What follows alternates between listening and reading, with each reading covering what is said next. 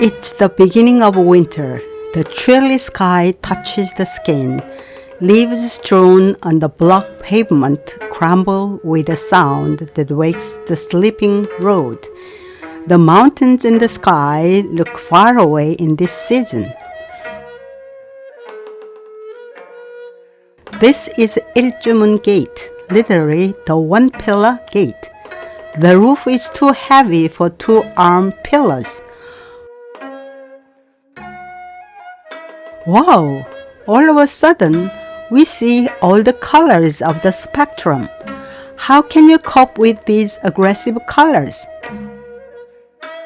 Are the autumn leaves trying to carry you alive on their backs and shoulders? The maple trees are as quick-tempered as a young girl. Each tree cries out, "Fire!" suffering from its self-burning funeral on the pyre.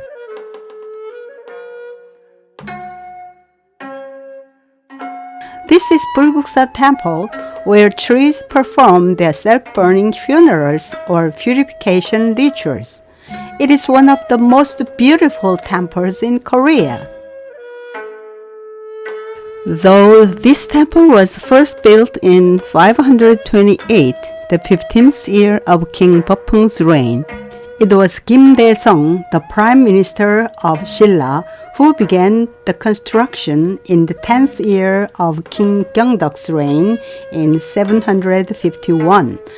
It was completed after his death in 774, the 10th year of King Haegong's reign, having taken 23 years to reconstruct and expand.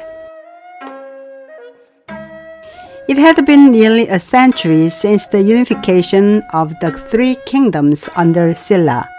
The country was now at peace and prosperous. All kinds of traditional cultures bloomed at this time. Bulguksa Temple is a beautiful garden rather than just a temple. The person who designed the temple was not a Buddhist master, but a layman called Kim Dae-sung. He was a prime minister full of humanistic ideas.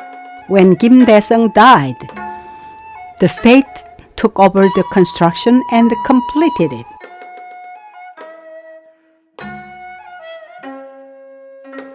This pond is called Banyayanji, literally the lotus pond of prajna, or the wisdom of enlightenment. The surroundings are also ablaze with red leaves. An island is afloat in the middle of the water, as serene as a painting. Look at the people under the maple trees.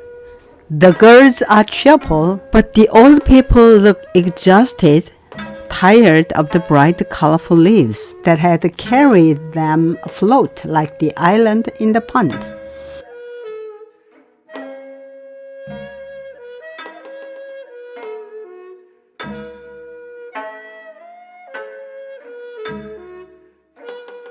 If you cross Haetalgyo Bridge, you will reach Anyangmung Gate, the gate of four heavenly guardian kings. It might seem that their primary duty is to put out the conflagration in the temple. But no. If there is a fire to trigger the awakening of Buddha's truth, their duty is to protect it with all their might. Look at the demons held under their feet. They've managed to cross the Haetalgyo Bridge, but have been caught by these uncanny giants. Aren't they captives' frowns cute and funny? This is the way up to the museum. A rectangular stone basin made during the unified Silla period is over there. That's Silla's largest stone basin. When you cross the Banyagyo Bridge, it's as if you've crossed from reality onto this ideal shore. Oh my God! At last the Bulguksa Temple reveals its magnificence. The front is lined with the beautiful stone staircases, the amazing wall, and the flying pavilions. If the white marble columns are the highlight of Greek temples, aren't these stone staircases also the highlight of this temple? The staircase on the right is a national treasure. It comprises the Cheongun-gyo and the Baegun-gyo bridges. Above them stand the Anyangmung Gate. They are literally the bridge of the blue cloud, the bridge of white cloud, and the purple sunset gate. In posterity, they were also called the Unje bridges or cloud bridges. The left staircase comprises the Yeonhwa-gyo and Chilbo-gyo bridges. The staircase is a national treasure, and the upper gate is the Anyangmung Gate. They are literally the Lotus Bridge, the seven jewelry bridge, and the gate leading to paradise. The central pavilion is the Pomyeong Pavilion, and the one on the right is the Jagyeongru Pavilion. During the Silla dynasty, there used to be a clean pond under the bridges. Pomyeong Pavilion literally means a pavilion reflected in the pond.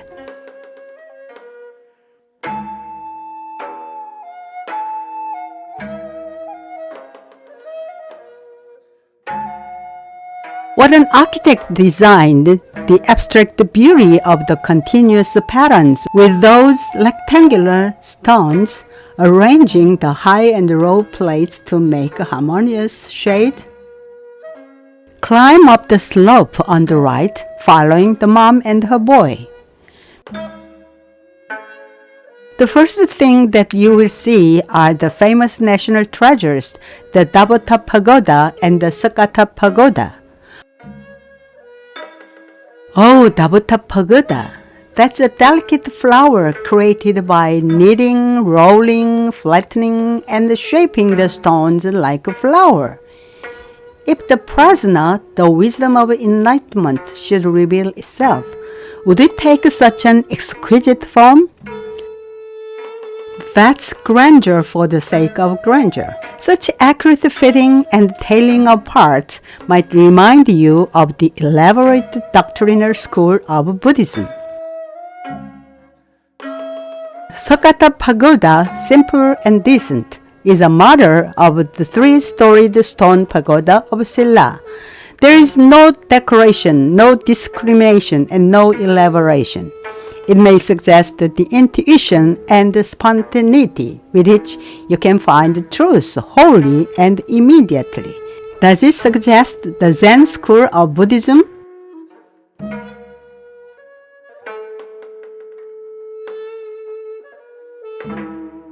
Guanamjon Hall is dedicated to Shakyamuni, the founder of Buddhism.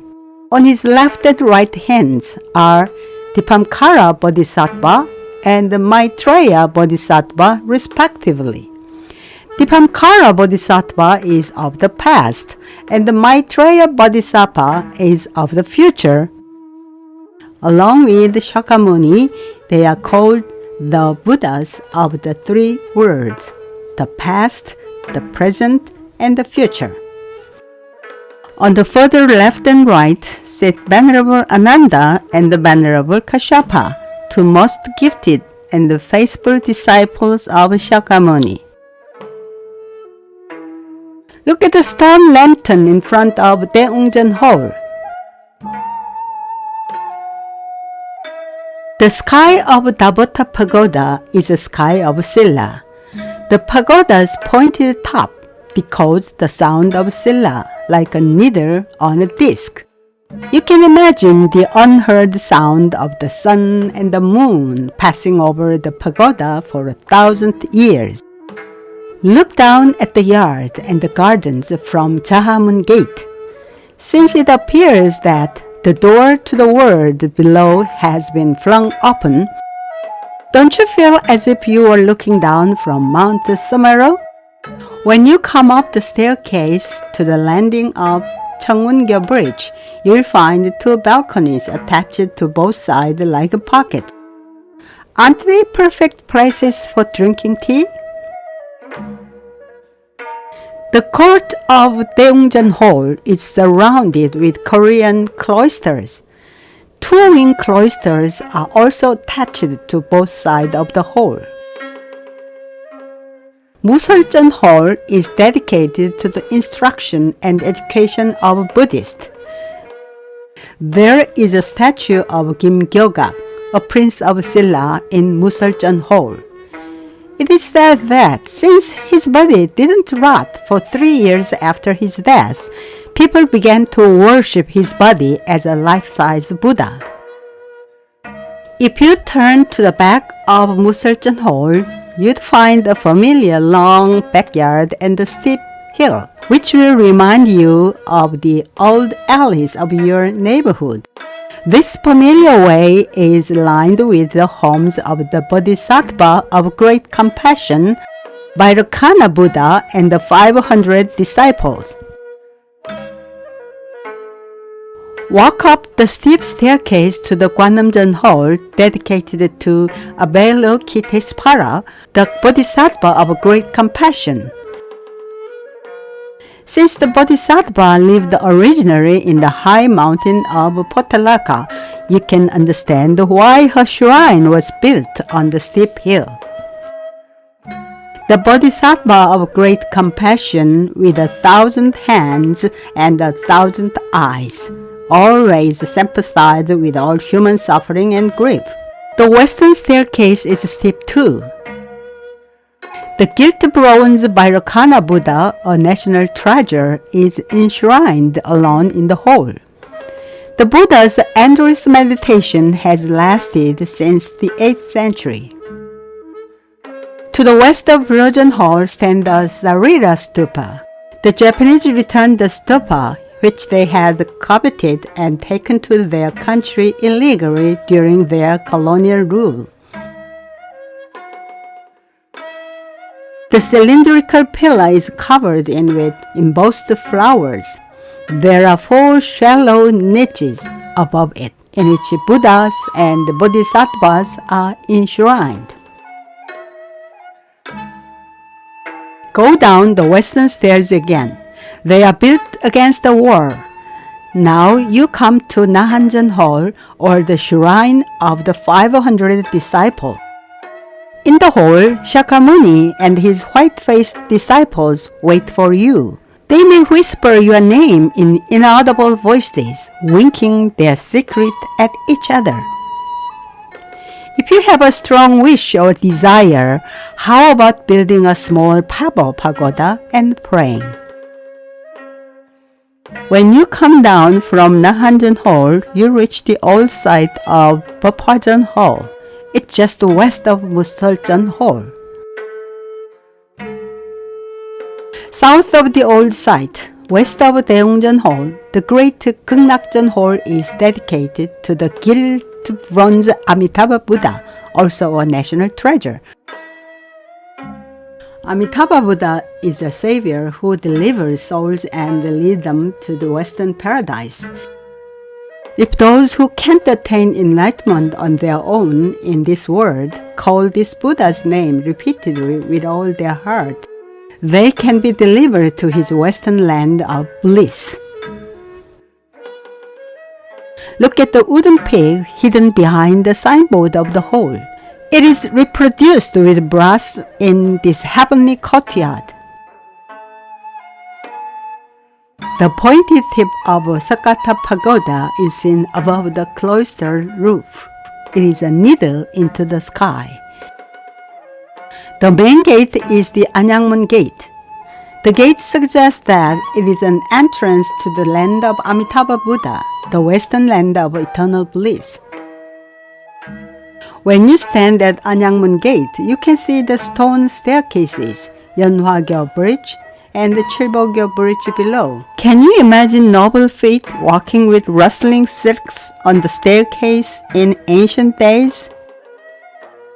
Outside the west cloister of the hall, you'll find the strongest flames in the precinct. On the side road, the stone walls have turned red all over, as if they were red hot.